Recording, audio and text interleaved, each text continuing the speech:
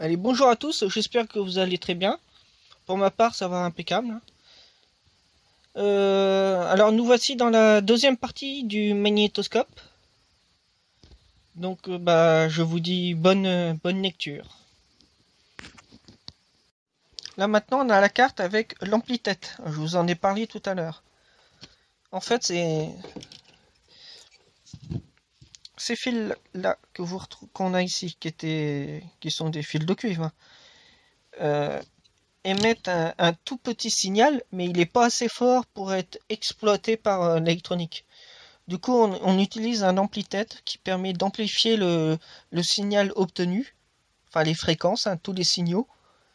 On les amplifie avant que ça puisse être traité par toute l'électronique.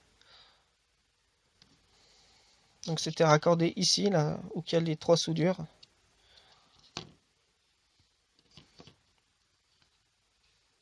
Donc ça, voilà.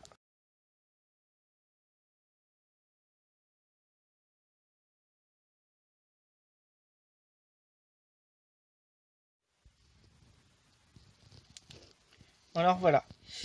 Alors ici, j'ai représenté un bobinage. C'est ce qu'on retrouve sur la tête de lecture du tambour.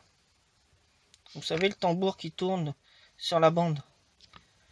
Donc on a un signal qui est produit, suivant ce qu'on a d'enregistré sur la cassette.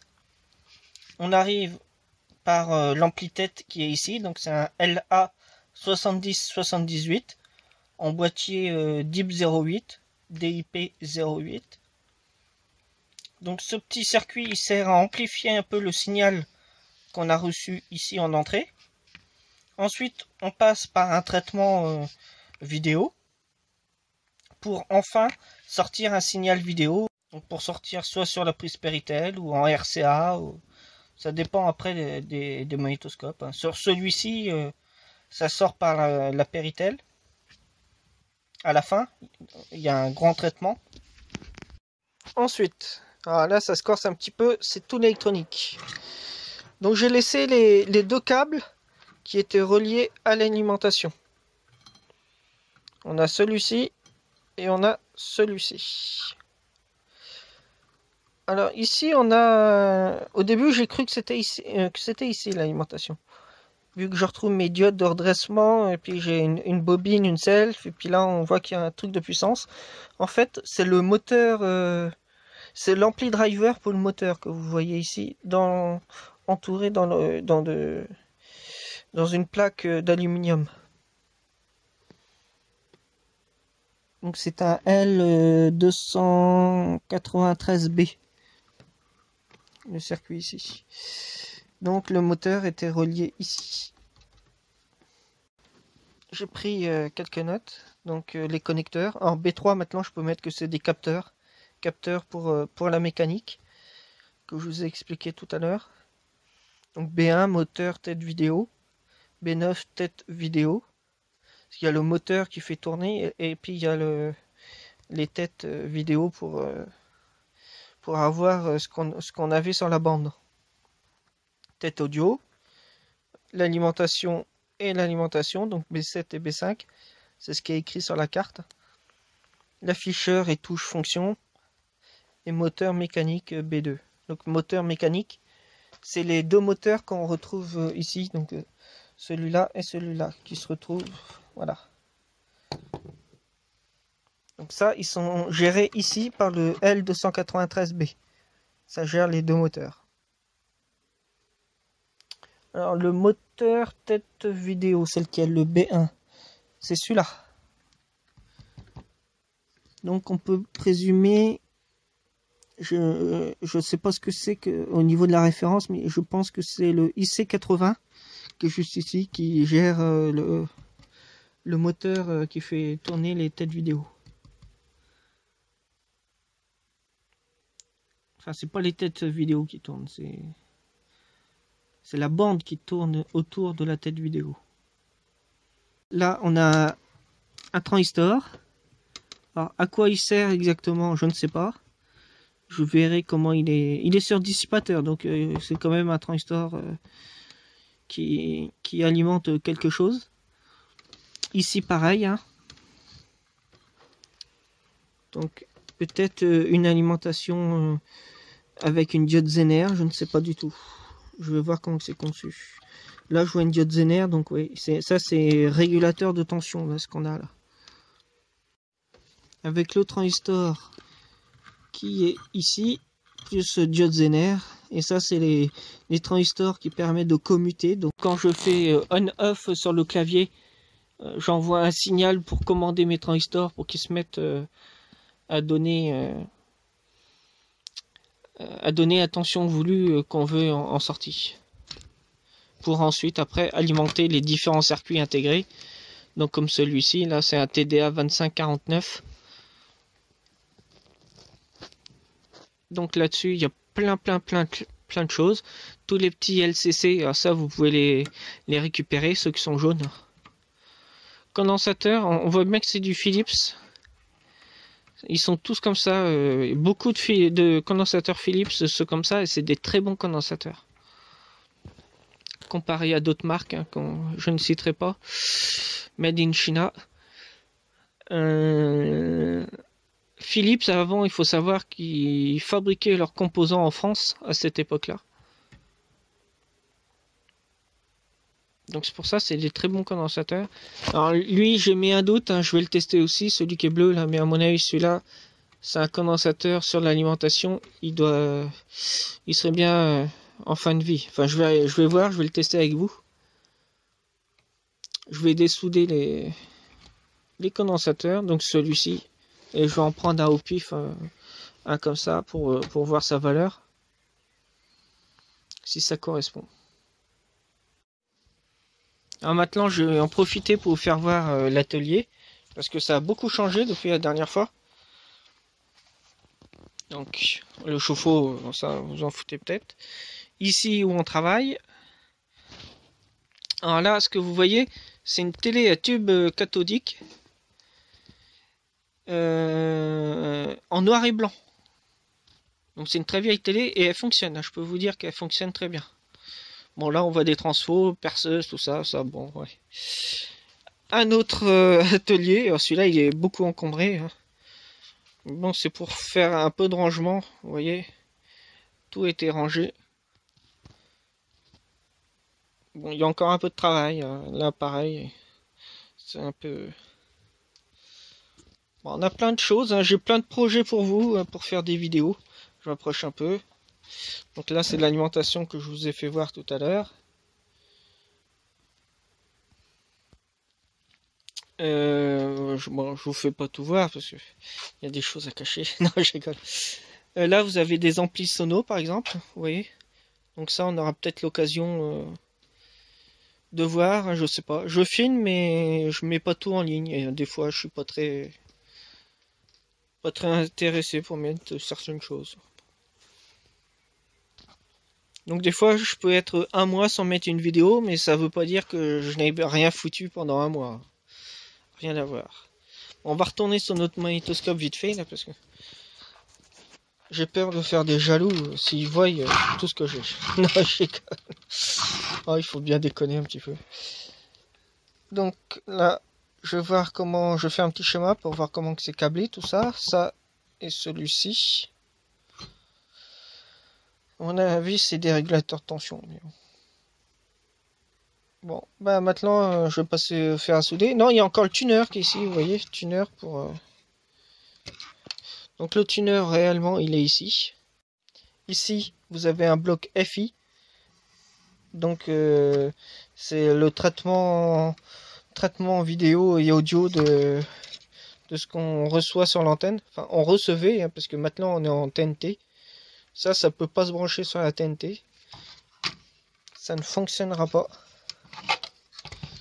C'est une belle invention, ça, la TNT. Hein. Ça fait dépenser tout le monde. On a été obligé d'acheter tout un tas de choses pour capter les chaînes. Moi, je dirais c'est une belle merde, mais bon. Chacun son... Donc, voici une autre carte. Hein, qui est... Ici, je vous ai représenté un peu comment fonctionne... Comment ça fonctionne quand on reçoit un signal par l'antenne. Donc on a l'antenne qui est reliée par un câble sur le tuner.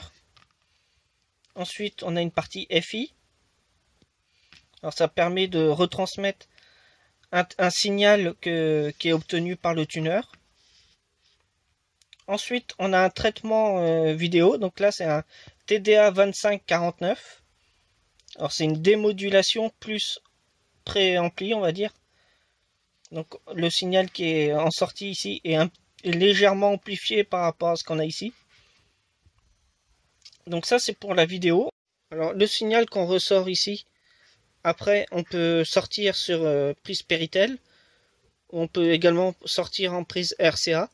C'est comme avec la cassette, et puis qu'on met lecture, la bande se met contre le tambour, donc c'est magnétique, et on récupère un signal avec un traitement et tout ça, et on ressort en vidéo, comme là après le circuit TDA 2549. Donc ce circuit-là, il est très classique, hein. On le retrouve dans les télés à tube cathodique. Donc pas confondre avec catholique, hein. Non, cathodique. Alors pour le son, c'est pareil. On a le même signal qui est ici.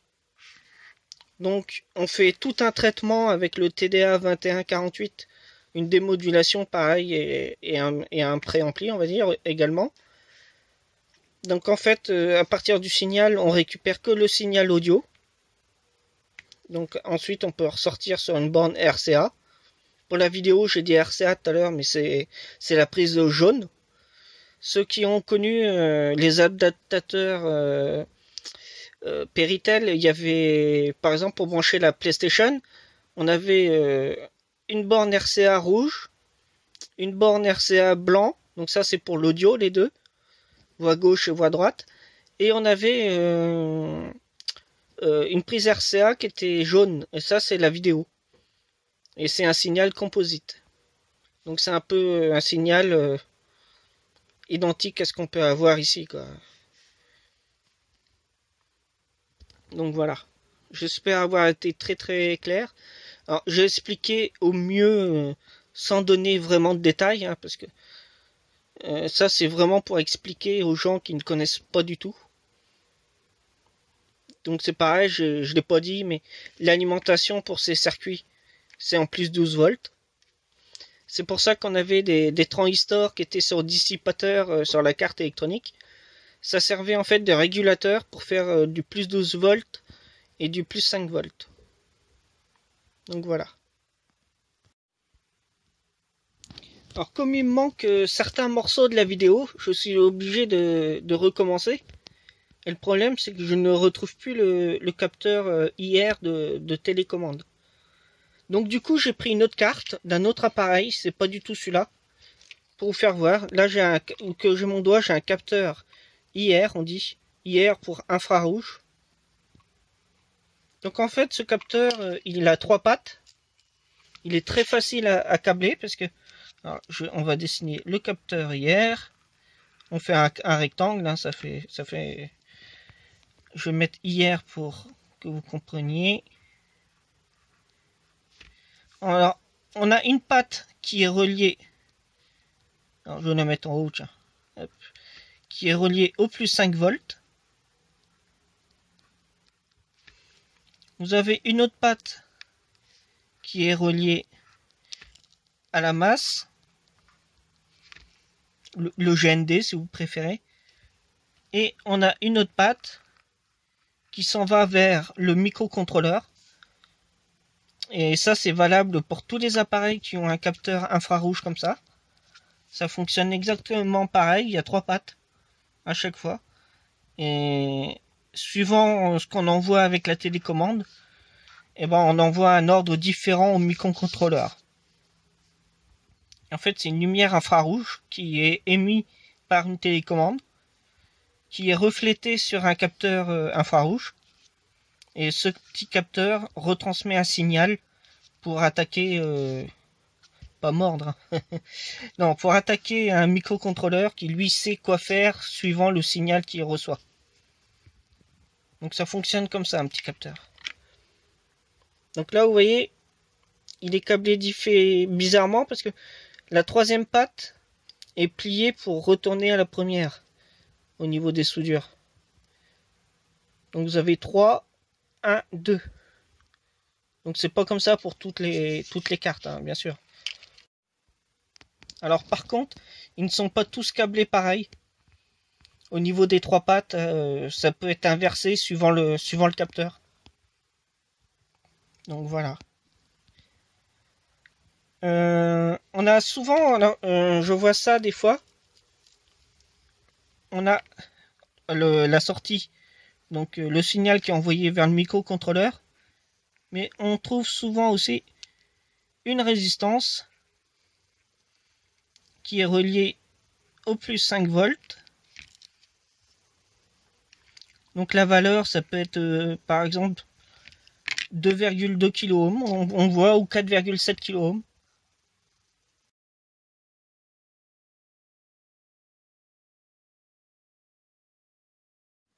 Alors maintenant, vous allez voir un tout petit passage de ce que j'avais filmé avec le vrai capteur du magnétoscope. Donc ça ne sera pas celui-ci que je vous fais voir là, mais ça sera un autre. Ça sera celui d'origine. Donc voilà. Si on appuie sur une touche, en fait, eh ben, on verra un petit signal sur l'oscilloscope. Ça voudrait dire que la télécommande fonctionne. Donc celui-ci, il a gardé parce qu'il servira dans le futur. En ce moment, je suis en train de travailler sur un ampli audio. Sur cet ampli, j'ai changé tous les condensateurs chimiques qui sont ici. Et pour la plupart, ils étaient tous gonflés. Alors quand je dis gonflé, c'est vraiment gonflé, hein. Donc bien sûr, le son était inaudible en sortie. C'est que ça doit chauffer pas mal là-dedans. Donc voilà. Je m'occupe, hein. Je tenais aussi à vous dire que là, ça fait un mois que j'ai pas mis de vidéo. C'est avec mes soins, la fatigue, tout ça. J'ai du mal à trouver un peu de temps pour pouvoir faire les montages de vidéos et filmer également. Donc voilà, enfin ça c'est ma vie personnelle. Donc voilà. J'espère que cette vidéo vous aura plu. Si vous avez un problème sur un appareil électronique ou informatique ou autre, vous pouvez venir sur le forum Triac Affaires. Donc je vais mettre le lien du forum sous la vidéo dans la description. Si vous faites plus, si vous cliquez dessus, vous allez avoir tout un tas de petites informations, le lien du forum, tout ça. Ensuite, si vous tapez sur Google Triac Affaires, c'est pareil, vous allez trouver le forum d'électronique. En dessus, il faut s'inscrire, c'est très vite fait. Et ensuite, on crée un nouveau post. Et ensuite, eh ben, on met le titre de notre problème. Et puis, on met la description. Voilà. On met tout un tas de choses. Ce qu'on a besoin de demander. Alors, n'hésitez pas à faire des photos pour mettre sur le forum. Pour ceux qui mettent une photo sur le forum, il y a une petite procédure qui est vraiment très très simple. Vous appuyez sur image ou photo, je sais plus trop ce que c'est écrit. Et ensuite vous allez charger la photo que vous voulez mettre. Donc bien sûr, il faut que la vidéo soit plus petite possible au niveau de la taille du poids. Donc ça on peut le réduire avec Paint. Il suffit de réduire pour que l'image passe. Sinon par contre à la fin de la procédure, on vous donne 2 liens. Alors surtout, prenez le deuxième lien, prenez pas le premier. Parce que si vous mettez le premier lien comme beaucoup font, eh ben on se retrouve avec des images toutes petites et on voit rien du tout. Et si on vous demande des photos, c'est vraiment pour voir l'électronique, parce que des fois, on peut apercevoir un condensateur qui est gonflé, ou on n'a pas forcément l'appareil sous la main, donc ce qui est normal, donc on aime bien savoir sur quoi on parle, quoi. Donc voilà pourquoi on vous demande des photos. Bon, enfin bref, revenons à notre magnétoscope. J'espère que cette vidéo vous a plu, que vous avez appris certaines choses. Je suis resté très basique hein, sur mes explications. Voilà, je vous dis à la prochaine, pour une prochaine vidéo bien sûr.